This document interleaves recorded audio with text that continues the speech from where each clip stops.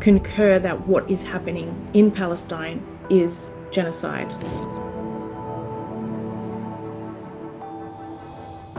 Right, Israel, which had been doing terrible crimes before the war in Gaza, right? I mean, much before the war in Gaza.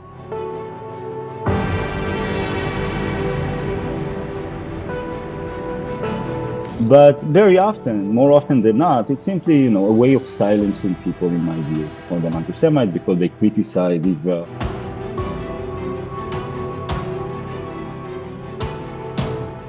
They cry for bread, they get bombs. They reach out for water and only find rubble. Gazans are not dying by accident. They're being erased on purpose. This is deliberate. It is not defense. This certainly is not a war. It is the annihilation of an entire people. And the world is watching it happen. Merciless and in real time. Today we decode what constitutes genocide, and does what Israel is doing in Gaza fall under genocide or not? Hello and welcome. You're watching Statecraft with me, Geeta Moon.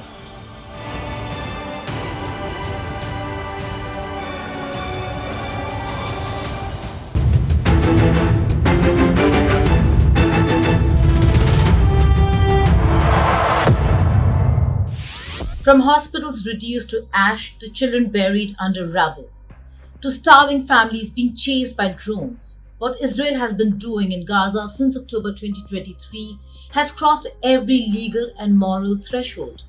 It no longer is just retaliation against the Hamas. It is the annihilation of an entire people. Top genocide scholars now are unanimous. Even those who were once cautious now concur that what's happening in Gaza Strip is indeed genocide. It is not just disproportionate violence that one is witnessing, it's the annihilation of an entire people. Can global silence be excused for ignorance? Genocide isn't an event, it's a process. That's the chilling truth, now voiced by leading experts in the field, scholars who have studied Rwanda, Bosnia, Armenia, and the Holocaust. In Gaza, that process has matured into full form.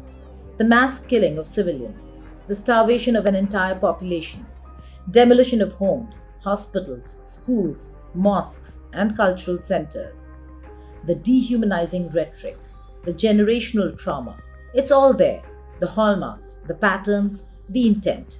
And this isn't speculation, this is the studied conclusion of several genocide scholars. India Today Global spoke to two of them. In genocide studies, we refer to genocide as a process, not an event. So those of us who are looking at what's going on are not talking about just today. We are looking at systematic persecution and discrimination for a very lengthy period of time that took place well before the 7th of October 2023. And all of that is part of it. So the reason that we talk about genocide as a process is because you can't just suddenly start killing people out of nowhere. It's what genocidal regimes need to do is create circumstances where the destruction of a minority group, of the targeted group, is seen as acceptable to the majority population, and therefore the perpetrators are allowed to carry it out. Where essentially the majority population becomes bystanders, they become complicit in what is going on, and they essentially permit that to go ahead. And so that's why we talk about it as a process, because what that process involves is often, it can be many years or many months of time where that targeted group is dehumanized, they are discriminated against, and they are gradually removed from society in different ways by, for example, being prohibited from entering particular areas or prohibited from working in particular professions, and prohibited from accessing education, prohibited from participating in public life such as politics. And so by doing this group eventually becomes alienated and perceived by the majority group as less than human. And so by the time it reaches the point where the perpetrator regime can carry out serious physical harm, that becomes acceptable to the majority population. In the International Association of Genocide Scholars, we have hundreds of members worldwide who come from different disciplines, and are essentially all experts in some way in genocide studies. And as far as I am aware at this point, many people, and the majority of opinions that I'm aware of, concur that what is happening in Palestine is genocide. And those who disagree they are quite in the minority at the moment. And from my awareness, they are Israeli-based scholars, and those scholars declare that there is no evidence of intent. All other scholars from other areas of the world, including Jewish scholars who are based outside of Israel, all concur that genocide is taking place. Dr. Lederman, the fact that there has been growing consensus on this one issue. Now, I also interviewed President of the International Association for Genocide Scholars, Melanie O'Brien, and she said that there's growing consensus, mostly Jews, as also other scholars from across the world have come together calling this a genocide. Reluctance on some of the scholars who are based out of Israel, and there are some exceptions, you included. But is there growing consensus amongst genocide scholars that this is maybe one of the most horrific crimes that we are seeing against humanity? So that's my sense too, that there is quite a consensus among genocide scholars about this question. Now, it's very hard to assess that, in any kind of certainty, because after all, there are many different genocide scholars, and some are more involved in the situation and speak about it and write about it, and some are less. But to the extent that one can assess that, that's my sense as well, that, basically almost any genocide scholar that I saw or I heard said, well, at that point, I think it's genocide. And that has been roughly the case, I would say, since the second half of 2024. Now, I do need to clarify that there are actually two different discourses going on here, because when genocide scholars speak, usually naturally, when people speak about genocide, they think in the legal terms, right? There is a genocide convention, a UN Genocide Convention, yes, that defines the term genocide, and it's a specific legal definition. And that's one discourse that many are engaged in, whether it rises to the very high bar, it should be said, of the legal definition of genocide. But genocide scholars, for a long time, for decades, have been engaged in a discourse that is critical of the legal definition, because it's a very narrow definition, and because it's originated partly in the political interest of the states that formulated it. So we've been critical of this definition. So I would say, I think at this point, probably for the majority of genocide scholars, when they say this is genocide, they also think in terms of the legal definition, but right, also more broadly. For others, I would say, and in certain senses, including myself, we feel less committed to the legal definition and more to broader definitions that we have in mind. And first and foremost, to the reality we're seeing in front of our eyes, which is basically in Gaza. The Gaza society is being destroyed by Israel. I mean, there is no way around it. I think that's clear to anyone who has conscience and clear eyes to see what is going on. See, that's where Dr. O'Brien kept focusing on the legality and the legal aspect of genocide. So you make a very important point. Could I ask you broadly, what is the criticism in boxing it in the legal terms of genocide, and how it does not work for many countries and many places where genocide actually must be being carried out and not be defined as genocide? Right. So the legal definition of genocide basically has two components. The most important component is the intent to destroy a group in whole or in part, especially national, ethnic, religious, and racial groups. So there is you need to prove an intent to destroy the group as such. And then there are genocidal acts, killing, creating conditions of life that are aimed to lead to the death of members of the groups, and so on and so forth, several genocidal acts. Now, if we start even with the question of intent, right? First of all, very, very often it's very hard to prove an intent. I mean, intent here means you need to show that in the mind of the decision makers, they want that's their aim, to destroy the group, right? or that's their intent. There might be also other intents, but one of their intents, at least, is to destroy the groups as such, or a substantial part of it. That's very hard to prove. Now, and it should be said, in history, quite often, genocide took place, or what I would define, and many others would define as genocide, namely the destruction of a group or causing a very severe harm to the group as such. Quite often in history, it was done without a clear subjective intent to destroy the group, but rather there was a policy whose foreseeable consequence was the destruction of the group, whether through killing or expulsion or putting them in concentration camps or many different means. But there wasn't necessarily an intent to destroy the group. It was simply the foreseeable consequence of policy. And for many of us, once you have this kind of a destruction of a group, it should be called genocide. Gaza today is not a war zone. It is a laboratory of cruelty. Famine is not a byproduct, it is a tactic. Children are not dying from stray bullets, but from starvation. Aid trucks are being blocked, water supplies being cut, power grids destroyed. Doctors are operating in darkness with no medicine. This is not collateral damage. This is deliberate. This is policy. This is the slow, suffocating death of a people. Both Dr. O'Brien and Dr. Lederman agree. The Genocide Convention, crafted in the shadow of the Holocaust, is being shredded in real time. When I said before that, the part of the legal or part of the reason the legal definition is as it is because of the political interest of the states that were involved in its formulation. So intent was, for example, partly one way to distinguish between what the Allies did and what the Nazis did, right?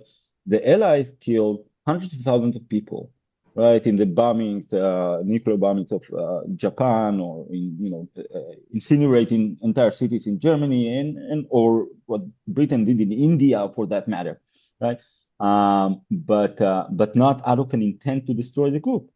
The Nazis obviously did have intent to destroy many different groups. So the emphasis on intent was one way to distinguish between what the Allies did and what the Nazis did.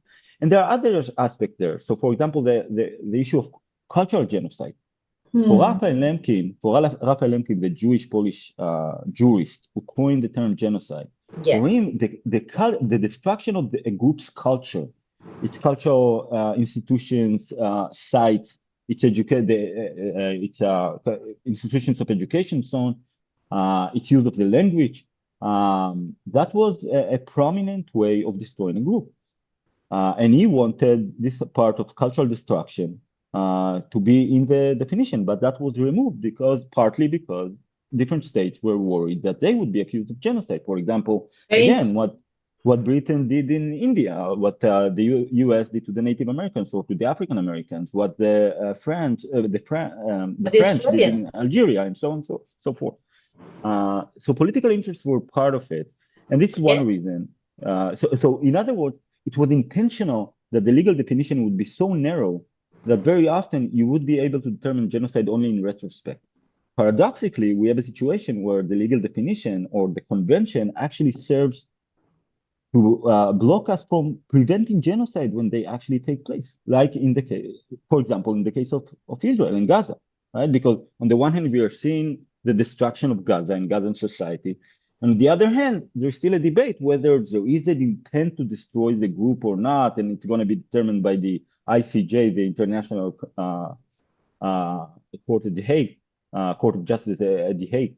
Only, probably, and it will take them several years. In the meantime, nobody stops Israel, and that's a problem.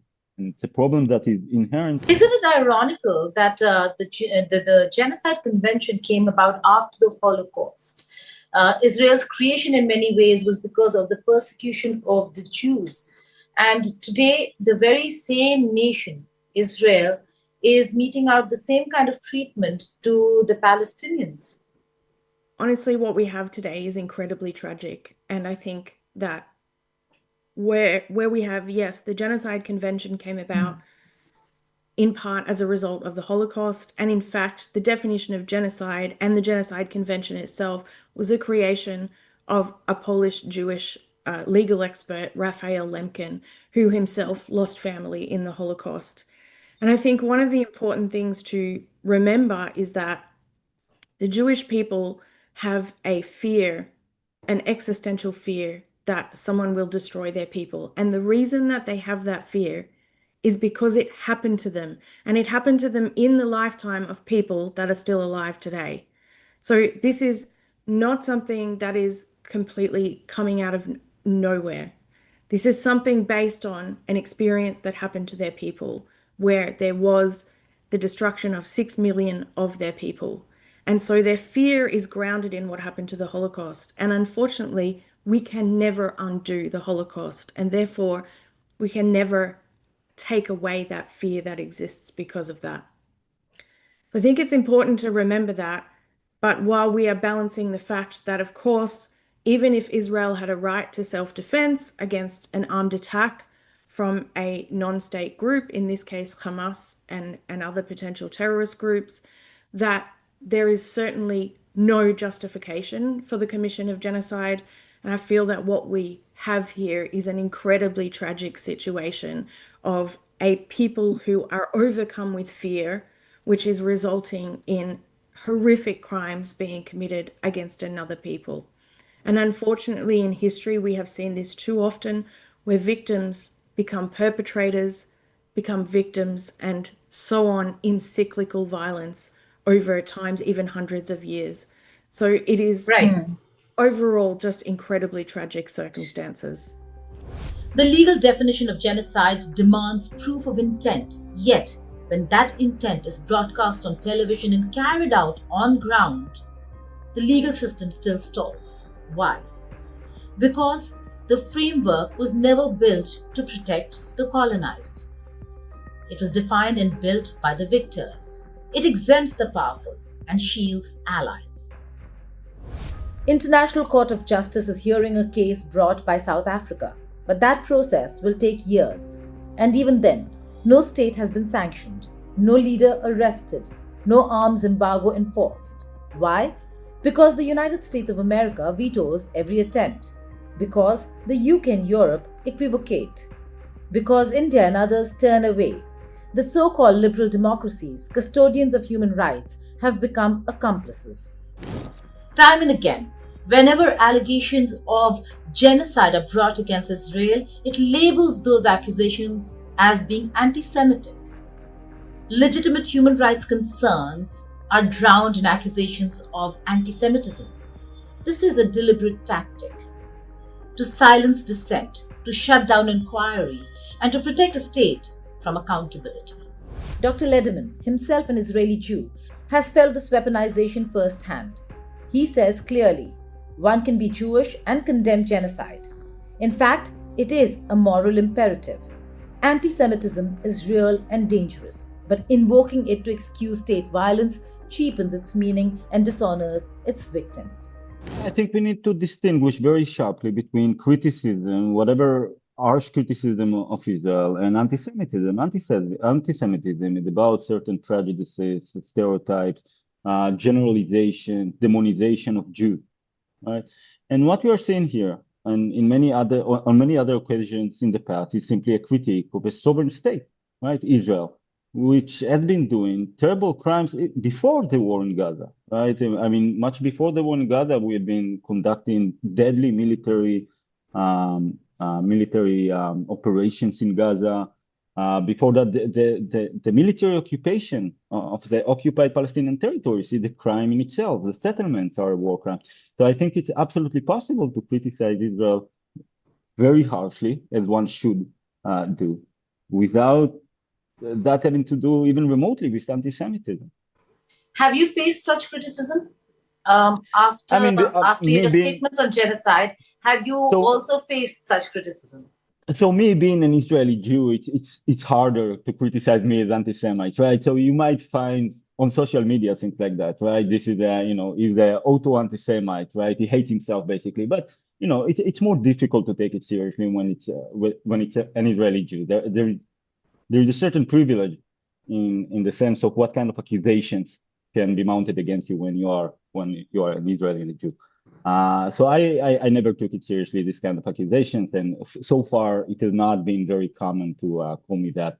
But of course, I'm very aware of the way, anyone who kind of crosses a certain line is being accused of being an anti-Semite. And that's, I mean, sometimes it's true, right? Anti-Semitism is a real problem, right? But very often, more often than not, it's simply, a way of silencing people, in my view, to call them anti-Semite because they criticize Israel rather in what some perceive as too harshly. This is not just Israel's crime, it is a global betrayal. America supplies the bombs, Europe provides cover, India abstains from even calling for a ceasefire in the Gaza Strip, and the United Nations, shackled by vetoes and geopolitics, stands paralyzed. The same countries that invoke rules-based international order now bankroll its destruction. They condemned Russia for Ukraine, they sanctioned Syria, they mourned Rwanda, Bosnia, Darfur. But in Gaza, they offer excuses. This is the end of the moral order. When genocide becomes negotiable, dependent on politics, alliances, and identity, then no one is safe.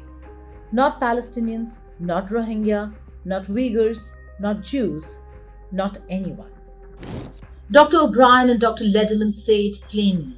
Civil society now is the front line, not the diplomats, not generals, not presidents, you. Association aside, Melanie, what is it that you think in terms of the failure of the international community to stop Israel from carrying out what you also have called genocide? It's a really challenging time to work in international law because we have the laws. They are there and they exist, but unfortunately they are not always complied with.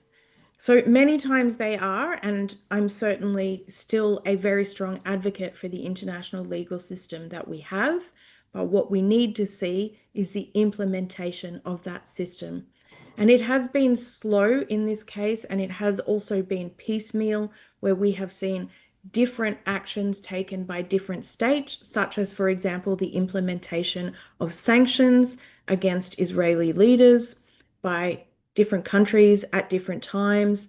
There were recent sanctions brought, for example, by a group of countries, including Australia, Norway, New Zealand, and the United Kingdom and Canada. But previously we've seen sanctions brought by European countries, for example. So these are quite slow. But what those countries all need to remember is, and they are all parties to the Genocide Convention, is that they do have obligations to act. So these sanctions are important, but likewise, so is action on a domestic level in considering what is their relationship with Israel, particularly when it comes to providing any form of military assistance, whether that be selling weapons or military equipment or training. Any of that needs to be ceased immediately and should have already stopped because of those obligations in terms of preventing genocide, and also not wanting to be held accountable even for possibly contributing to the genocide that is happening on the ground. It is also really frustrating, I will freely admit, that the Security Council system, obviously with the veto power of the permanent 5 members, that includes the United States, that will, of course, essentially veto any action that the Security Council could take with regards to this. And that is a source of frustration to international scholars who essentially, have really concluded that there is no chance of Security Council reform because of the way the system is set up. But it prevents, this main international body that's tasked with peace and security from acting on the ground with this particular situation that's going on. And the same obviously applies when we're talking about Ukraine, Russia, with Russia's veto as well. So there are plenty of frustrations, but I do ask that people retain their trust and hope in international law. We have cases going forward at the moment in the International Court of Justice. South Africa has brought a case against Israel. Nicaragua has brought a case against Germany regarding its supply of military equipment to Israel and support for Israel.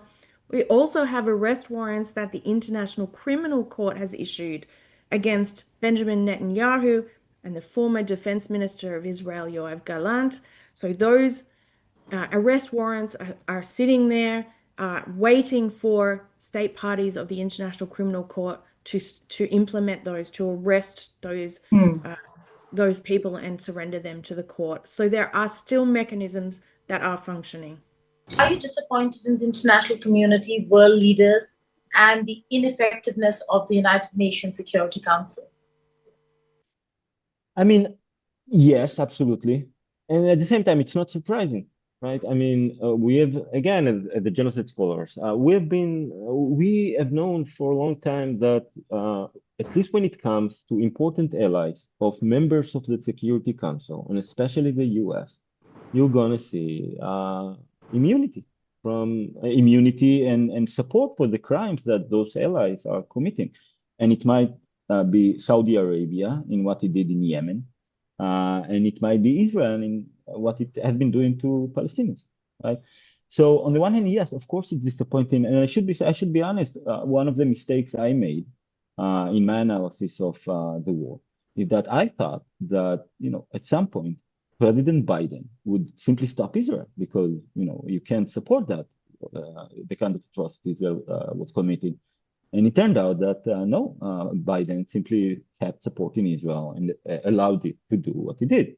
And of course, without US support, without American support, Israel could not have done what it did. So yeah, absolutely there is a disappointment. But at the same time, we need to recognize the international system has been broken in that sense for a long time. I mean, once you have important allies of the great powers, they have been allowed to commit terrible crimes. And that's, we see the same situation here, only it's much more clear to so many people around the world who pay attention to what is going on. Genocide isn't just the act of killing. It's the silence that surrounds it. It's the UN resolution that never passes. The news anchor who says conflict instead of massacre. The leader who says both sides while one side starves. You don't have to be a Palestinian to care. You just have to be human. What is happening in Gaza is not complicated. It is clear. It is genocide, and the world knows it. The question is, will the world stop it? Or will we once again offer history our regrets, written in the blood of the silenced?